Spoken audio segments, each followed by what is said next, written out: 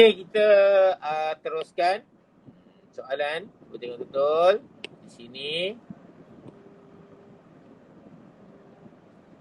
Okey, dia kata ni Raja menunjukkan satu sistem yang digunakan di sebuah kilang memastikan ketebalan kepingan cardboard. Cardboard adalah kertas. Okey, cardboard adalah kertas. Jadi ada 3 sinaran dari segi konsep penebusan juga dengan cerita nanti. Jadi cerita sumber radioaktif itu mengandungi radioisotop. Ada radioisotop mana ni? Sumber itu mengandungi radioisotop. Apa itu radioisotop ni kan? Cuba cuba, apa tu radioisotop? Apa tu radioisotop? Isotop yang tak stabil. Bagus. Isotop yang tidak stabil. Nama dia radioisotop. Radio maksudnya radiasi. Radiasi maksudnya isotop yang menghasilkan radiasi ataupun menghasilkan tenaga. Kenapa dia menghasilkan tenaga? Sebab dia tidak stabil. Apa yang tak stabilnya? Kenapa isotop itu tak stabil? Siapa jawab? Sebab bilangan apa? Nukleus. Ya, Neutron. bilangan apa? Neutron. Okey, sambung. Berbeza. Berbeza tak tepat. Tepat sikit. Bilangan neutron melebihi bilangan Proton. Bila bilangan neutron melebihi proton, dia akan menjadi nukleus yang tidak stabil. Bila nukleus tidak stabil, dia akan pecah ataupun bebaskan tenaga atau kita panggil menjadikan radiasi. Maksudnya radiasi kan. Tu radiasi tu. Tu panggil radioisotop. Okey tak apa. Jadi maksudnya sumber radioaktif ni akan membebaskan sinaran seperti alfa, beta, gamma. Cikgu contoh kan. Alfa, beta, gamma. Jadi dia akan menyinari permukaan bawah ni. Boleh dia akan menyinari dan bila dia bersinar menyinari kan, dan dia dapat dikesan oleh radioaktif detector di sini. Kalau dapat kesan, maksudnya sinaran radioaktif dapat menembusi kepingan cardboard ni. Bukan setakat kepingan cardboardnya, dia punya roller ni pun sama. Yang getah ni. Kepingan cardboard dan roller. Itu maksud dia. Maksudnya pengesan dapat mengesan kehadiran radiasi daripada sumber radioisotop. Okey, apa tu radiasi yang kita tahu tadi? Kita tahu ada 3 sinaran, iaitu alfa, beta dan gamma, betul tak? Jadi alfa, beta, gamma. Okey, untuk pengetahuan kamu, alfa tidak dapat menembusi apa? Kertas. Ya, kertas. Jadi cikgu tanya, alfa sesuai ke nak guna sebagai bahan radioaktif dalam konteks ni? Tak sesuai. Kertas belum tak boleh tembus, takkan ada roller dengan cardboard boleh tembus. Jadi bahan radioaktif ni bukan menghasilkan alfa. Boleh faham kan? Sebab apa? Sebab dapat dikesan oleh pengesan sinaran. Itu sebenarnya. Boleh kan? Jadi beta boleh tak? Boleh. Beta, ya?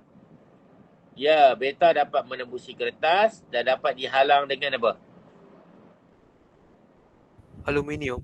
Ya, dapat dihalang dengan, betul Osman, dengan aluminium. Dengan aluminium kan, tadi kertas. Jadi dapat halang aluminium. Diblok oleh aluminium. Tapi satu sinaran lagi, dia dapat tembus kertas dan dapat tembus aluminium, nama dia gamma, dan dapat dihalang oleh apa? Plumbum. Ya, plumbum yang tebal. Ni plumbum. Okey. Jadi cikgu nak tanya kamu. Kita tahu beta dengan gamma yang sesuai digunakan di sini. Betul tak kan? Beta dan gamma yang sesuai digunakan. Agak kamu mana yang sesuai? Beta ke gamma? Paling Beta. sesuai. Ya, beta yang sesuai. Kenapa gamma tak sesuai? Kenapa Bahaya. Okey, bahaya satu hal. Okey, sebenarnya macam ni Sebab gamma ni mempunyai kuasa penembusan yang sangat tinggi. Okey, beta mempunyai kuasa penembusan yang sederhana. Jadi katakan kekuatan beta sini contohnya 100. Okey kan, 100. Dan pengesan dapat mengesan kehadiran beta, kata dia beta, kehadiran beta dapat mengesan kehadiran beta dan dapat memberi bacaan sebanyak 50. Boleh faham tak ni? Kenapa berkurang bacaan ni? Siapa boleh jawab? Sebab daripada ni 100 kan, dia jadi 50, tahu sebab apa? Sebab telah dihalang oleh kertas, jadi kurang sikit, dan telah dihalang oleh roller, jadi jadilah 50 bacaan. Faham tak faham? Boleh ke? Boleh. Boleh lah. Kalau kamu tengok macam ada macam sinaran nak suluh mata kamu, kamu tutup dengan kertas, kamu nampak lah sinaran tu masih ada lagi kadang kan. Tu. Kalau tutup dengan buku terus blok. Tu maksudnya. Macam tu contoh dia. Jadi sinaran ni telah dihalang oleh kertas, cardboard dan juga roller ni. Jadi bacaan berkurangan. Ini untuk beta. Kalau kita guna gamma, jangan gamma kan. Katakan bacaan dia 100. Sebab kuasa penembusan dia sangat tinggi, bacaan yang dapat dikesan oleh pengesan masih lagi 100 ataupun 99 macam tu. Boleh faham tak? Bacaan dia masih lagi tinggi. Jadi kita tak tahu macam mana kita nak guna. Jadi kita nampak tiada perubahan nilai yang nyata lah. Boleh faham maksud cikgu ni? Okey, katakan kita guna kertas yang tebal. Kertas yang lagi tebal. Agaknya bacaan ni berapa? 50 ke atau kurang lagi? Kurang. Kita, ya kurang lagi. Kan? Kalau kamu guna gamma, mungkin dapat dalam 98 macam tu. Jadi kita sesuai guna beta. Itu sebenarnya. Paling sesuai kita guna beta. Okey, cikgu teruskan soalan. Cikgu sambil cikgu buat soalan ni, kita cikgu terang kat kamu supaya kamu mudah faham. Okey. Okey, cikgu teruskan boleh kan? Soalan dia. Sini. Berdasarkan jadual, nyatakan sifat radiatif yang sesuai, mengesan ketebalan, kepengingan kertas, beri sebab mengapa sifat itu sesuai. Okey, yang pertama cikgu nak tengok kamu Sebab adanya half-life, separuh hayat. Okey, dalam benda yang kamu tengok gambar tadi ni, sinaran radiatif hanya menembak permukaan kertas dan roller ni. Dan juga alat pengesan pada benda ni Jadi adakah proses ini melibatkan manusia? Ya atau tidak? Ya. Tidak. Maksudnya melibatkan manusia tu maksudnya melibatkan keselamatan manusia. Tidak. Ya, sebenarnya dia tidak sangat. Kenapa tidak? Sebab ini hanyalah ditembak ke atas kertas dan roller. Jadi tidak melibatkan manusia. Boleh faham Bila tidak melibatkan manusia, kita pilih separuh hayat yang lama. Boleh faham Kalau bahan radioaktif ini dimasukkan dalam badan manusia, kita pilih separuh hayat yang rendah. Boleh faham maksud itu? Boleh. Boleh. Jadi sebab ni satu proses industri yang tidak melibatkan manusia sangat. Memang manusia buat ni. Tapi dia punya tidak melibatkan manusia sebab radiasi tu menembak kertas. Okey, dengan roller ni. Jadi kita kata dia mempunyai separuh hayat yang pendek ke panjang?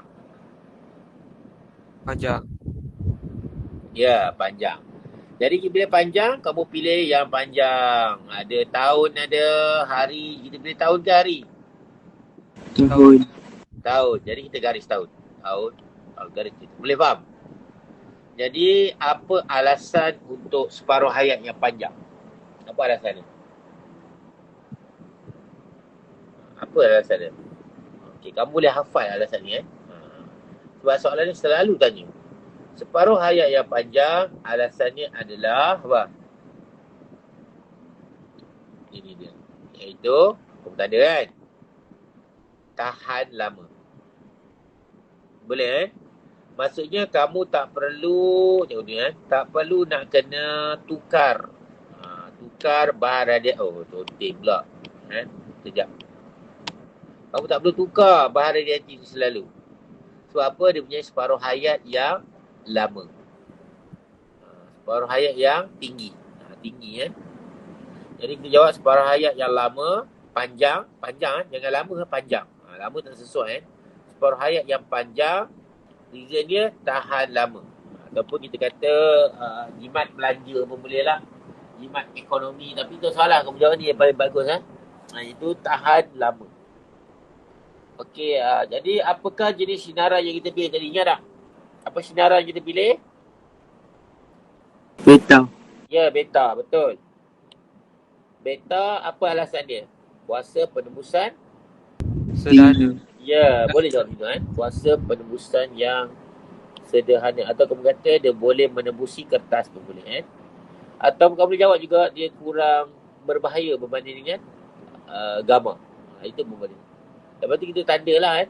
Jadi kalau cikgu suka kamu jawab macam ni kan. Kuasa penembusan yang sederhana. Medium penetration power. Medium penetration power kan. Ini contoh lah. Okey, jadi kita tengok sini. Dah dapat dah. Long half life ni makan 1. Ni makan 2. Beta makan 3. Medium penetration power. Ni makan yang keempat. Okay kan.